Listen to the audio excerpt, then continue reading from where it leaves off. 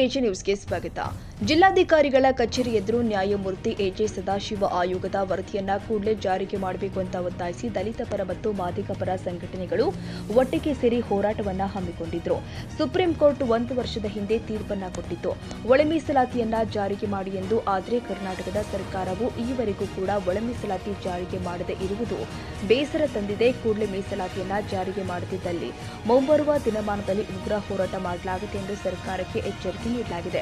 ಈ ವೇಳೆ ದಲಿತ ಯುವ ಮುಖಂಡ ಮುತ್ತು ಭಾವಿಮನಿ ಮಾತನಾಡಿ, ಪರಿಶಿಷ್ಟ ಜಾತಿಗಳು ಶೈಕ್ಷಣಿಕವಾಗಿ, ಸಾಮಾಜಿಕವಾಗಿ ಹಾಗೂ ಆರ್ಥಿಕವಾಗಿ ಅಭಿವೃದ್ಧಿ ಹೊಂದಲು ನ್ಯಾಯಮೂರ್ತಿ ಜೆ ಸದಾಶಿವ ಆಯೋಗದ ವರದಿಯನ್ನು ಸರ್ಕಾರ ಜಾರಿಗೊಳಿಸಬೇಕು. ಅಲ್ಲದೆ ವಿವಿಧ ಬೇಡಿಕೆಗಳನ್ನು ಈಡೇರಿಸಬೇಕು.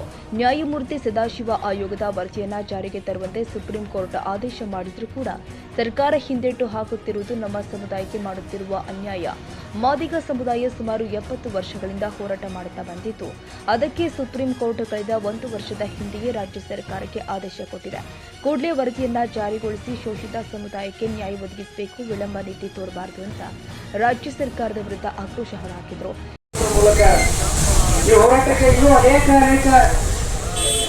ಸಮುದಾಯದ ಮುಖಂಡರುಗಳು, ನಾಯಕರುಗಳು ಎಲ್ಲರೂ ಸೇರಬೇಕಾಗಿತ್ತು. ಅದರ ತರಾತುರಿಯಲ್ಲಿ ಸಂಪುಟ ಕೂಡಲಿಕ್ಕೆ ಸಾಧ್ಯವಾಯಿತು.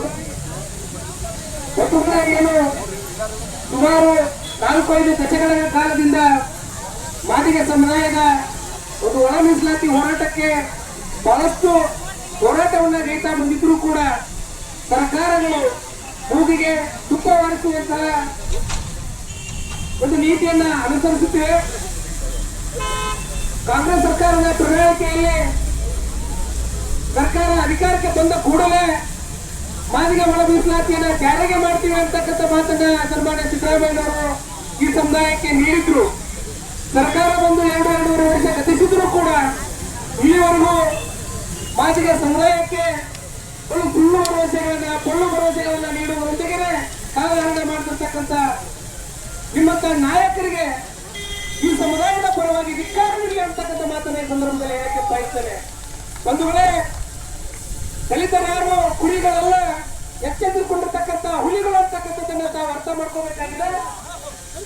ಏನು ಈ ಸಮುದಾಯದ ಬಹು ಸಂಖ್ಯಾತಿರ್ತಕ್ಕಂಥ ಮಾದಿಗ ಸಮುದಾಯದ 70-75% ಓಟ್ಗಳನ್ನ ತಾವು ತೆಗೆದುಕೊಂಡು ಈ ಸಮುದಾಯದ ಹೆಸರು ಹಾಕೊಂಡು ಅಧಿಕಾರಕ್ಕೆ ಬಂದು ಬೇರೆ ಬೇರೆ ಪಕ್ಷಗಳಲ್ಲಿ ತಾವೇನು ಗುರುತಿಸಿಕೊಂಡಿರ್ತಕ್ಕಂಥ ದಲಿತರಲ್ಲಿ ಬರ್ತಕ್ಕಂಥ ಬೇರೆ ಬೇರೆ ಜಾತಿಯ ಶಾಸಕರು, ಸಚಿವರುಗಳಿಗೆ ಈ ಸಂದರ್ಭದಲ್ಲಿ ನಾವು ಎಚ್ಚರಿಕೆಯನ್ನ ಕೊಡಲಿಕ್ಕೆ ಬಯಸ್ತೇವೆ.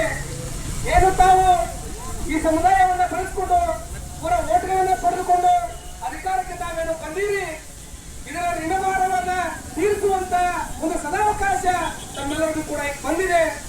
ಯಾಕಂತ ಹೇಳಿದ್ರೆ ನಮ್ಮ ಬಂಧುಗಳು ಕೂಡ ಸುಮಾರು 4-5 ದಶಕಗಳ ಕಾಲದಿಂದಲೂ ಕೂಡ ಒಳ ಮೀಸಲಾತಿಯ ಜಾರಿಗಾಗಿ ತಮ್ಮ ರಕ್ತವನ್ನ, ಬೆವರನ್ನ ಈ ಸಮಾಜಕ್ಕಾಗಿ ಅರ್ಪಣೆ ಮಾಡ್ತಾ ಇದ್ದಾರೆ. ದಯಮಾಡಿ ಸಿದ್ದರಾಮಯ್ಯ ಸಾಹೇಬರಾಗಿರ್ಬೋದು, ಡಿ ಕೆ ಶಿವಕುಮಾರ್ ಅವರಾಗಿರ್ಬೋದು, ಶ್ರೀ ಪರಮೇಶ್ವರ್ ಅವರಾಗಿರ್ಬೋದು, ಮಲ್ಲಿಕಾರ್ಜುನ್ ಖರ್ಗೆ ಅವರಾಗಿರ್ಬೋದು, ಈ ಸಮುದಾಯಕ್ಕೆ ಸುಳ್ಳು ಭರವಸೆಗಳನ್ನು ಕೊಡೋದನ್ನ ಸಾಕು ಮಾಡಿ ತ್ವರಿತಗತಿಯಲ್ಲಿ ಮಾದಿಗರ ಮೀಸಲಾತಿಯನ್ನ ತಾವು ಕೂಡಲೇ ಜಾರಿಗೆ ಮಾಡಬೇಕು.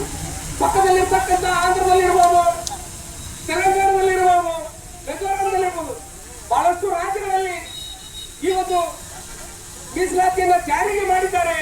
ತಾವು ಕೂಡ ಯಾವುದೇ ಕಾರಣಗಳನ್ನ ಹೇಳದೆ ಮೀಸಲಾತಿಯನ್ನ ಜಾರಿಗೆ ಮಾಡಬೇಕು. ಬಾಬಾ ಸಾಹೇಬ್ ಬರೆದಿರ್ತಕ್ಕಂಥ ಈ ಒಂದು ಕಾನೂನಲ್ಲಿ ನಾವು ಕಾನೂನಿಗೆ ಎಲ್ಲರೂ ತಲೆ ಮಾಡಬೇಕು. ಕಾನೂನಿನ ದೃಷ್ಟಿಯಲ್ಲಿ ಎಲ್ಲರೂ ಸಮಾನವಾಗಿರ್ತಕ್ಕಂಥ ನ್ಯಾಯವನ್ನ ಆಗಿನ ಕಾಲದಿಂದಲೂ ಈಗವರೆಗೂ ಕೂಡ ನಮ್ಮ ಮುನ್ನೆಲೆಗೆ ತರ್ತಾ ಇದ್ದೇವೆ. ಆದರೆ ಒಂದು ನೋವಿನ ಸಂಗತಿ ಏನು ಅಂತ ಹೇಳಿದ್ರೆ, ಮಾನ್ಯ ಸುಪ್ರೀಂ ಕೋರ್ಟ್ ಕಳೆದ 1 ವರ್ಷದಿಂದ ಒಂದು ಆದೇಶವನ್ನು ಜಾರಿಗೆ ಮಾಡಿತ್ತು. ಅವರಿಗೆ ಒಳ ಮೀಸಲಾತಿಯನ್ನು ಜಾರಿಗೆ ಮಾಡಿ ಅಂತೇಳಿ ನ್ಯಾಯಾಧೀಶರ ಮಾತಿಗೆ ಗೌರವವನ್ನ ಕೊಡದೆ, ಕಾನೂನಿಗೆ ಕಿಮ್ಮತ್ತನ್ನ ಕೊಡದೆ, ಕಾನೂನನ್ನ ನಿಂದನೆಯನ್ನ ಮಾಡುವುದರ ಮೂಲಕ, ಕಾನೂನಿಗೆ ಧಿಕ್ಕಾರವನ್ನು ಹಾಕುವುದರ ಮೂಲಕ ತಾವೇನು ಈ ವಿಳಂಬ ನೀತಿಯನ್ನ ಜಾರಿಗೆ ತಂದುಕೊಂಡು ಬಂದಿದ್ದೀರಿ, ಇದನ್ನು ನಾವು ಮಾದಿಗ ಸಮುದಾಯದಿಂದ ಬಹಳ ಬಲವಾಗಿ ಖಂಡಿಸ್ತೇವೆ ಅಂತಕ್ಕಂಥ ಮಾತನ್ನ ಸಂದರ್ಭದಲ್ಲಿ ಹೇಳ್ತೀವಿ. ಬಂಧುಗಳೇ, ನಾವು ಯಾರು ಕೂಡ ಇಲ್ಲಿ ಬಂದು ಕೂತಿದ್ದೀವಿ ಅಂತ ಹೇಳಿದ್ರೆ ಬಹಳ ಶಾಂತಿ ಪ್ರಿಯ ಅಂತ ತಾವು ಅನ್ಕೊಂಡಿದ್ದೀರಿ. ಬಾಬಾ ನಮ್ಮೆಲ್ಲರ ಕೈಯಲ್ಲಿ ಕಣ್ಣುಗಳು ಬಂದಿವೆ.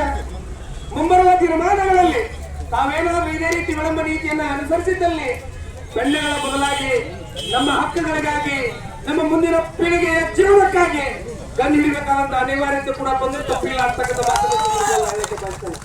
ಅದಕ್ಕೆ ಸರ್ಕಾರಗಳು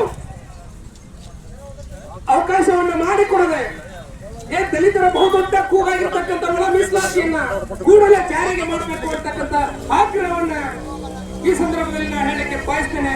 ಮತ್ತೆ ಮಾತಾಡಲಿಕ್ಕೆ ಅವಕಾಶ ಮಾಡಿಕೊಡ್ತಕ್ಕಂಥ ನನ್ನೆಲ್ಲ ಮಾದಿಗ ಸಮುದಾಯದ ಬಂಧು ಮಿತ್ರರಿಗೂ ಕೂಡ ನಾನು ಅನಂತ ನಮಸ್ಕಾರಗಳನ್ನ ತಿಳಿಸಿ ನನ್ನ ಮಾತುಗಳನ್ನ ಮುಗಿಸುತ್ತೇನೆ. ಜೈ ಹಿಂದ್, ಜೈ ಹಿಂದ್. ಈ ಸಂದರ್ಭದಲ್ಲಿ ಹುಚ್ಚಪ್ಪ ಹಳ್ಳಿಕೇರಿ, ಚಂದ್ರಶೇಖರ್ ಹರಿಜನ್, ನಿಂಗರಾಜ್ ಹಾಲಿನವರ್, ಬಸವರಾಜ್ ಮುಳ್ಳ, ಅನಿಲ್ ಸಣ್ಣತಂಗಿನವರ್, ನಾಗರಾಜ್ ಪೋತರಾಜ್, ರವಿ ಗುಡಿಮನಿ, ಪ್ರಕಾಶ್, ರಮೇಶ್ ಗುಡಿಮನಿ ಮತ್ತು ಸಮುದಾಯದ ಹಿರಿಯರು, ಯುವ ಮುಖಂಡರು, ತಾಯಂದಿರು ಪ್ರತಿಭಟನೆಯಲ್ಲಿ ಭಾಗಿಯಾಗಿದ್ದರು. ಕನ್ನಡಿಗರ ಮೆಚ್ಚಿನ ನಿಮ್ಮ ಎಜೆ 24/7 ನ್ಯೂಸ್ ಕನ್ನಡ ವಾಹಿನಿ ಇದೀಗ ಟಿವಿಯಲ್ಲಿ ಲಭ್ಯ. ವೇಳೆ ನೋಟಿಸ್ ಕೊಟ್ಟಿದ್ರೆ ವಾಪಸ್ ತಗೋತೀವಿ. ಇವತ್ತು ವಕ್ಫ್ ಪ್ರಾಪರ್ಟಿ ಅಂತೇಳಿ ಬರ್ತದೆ ಅಂತ ಹೇಳಿದ್ರೆ ರೈತರ ಬೀದಿಗೆ ಬದಲು ಏನ್ ಮಾಡ್ಬೇಕಾಗತ್ತೆ? ಯಾರು ವೋಟ್ ಹಾಕಲಿಲ್ಲ ಅಂದ್ರೆ ಗ್ಯಾರಂಟಿನೆಲ್ಲ ಸ್ಟಾಪ್ ಮಾಡ್ಬಿಡ್ತೀವಿ.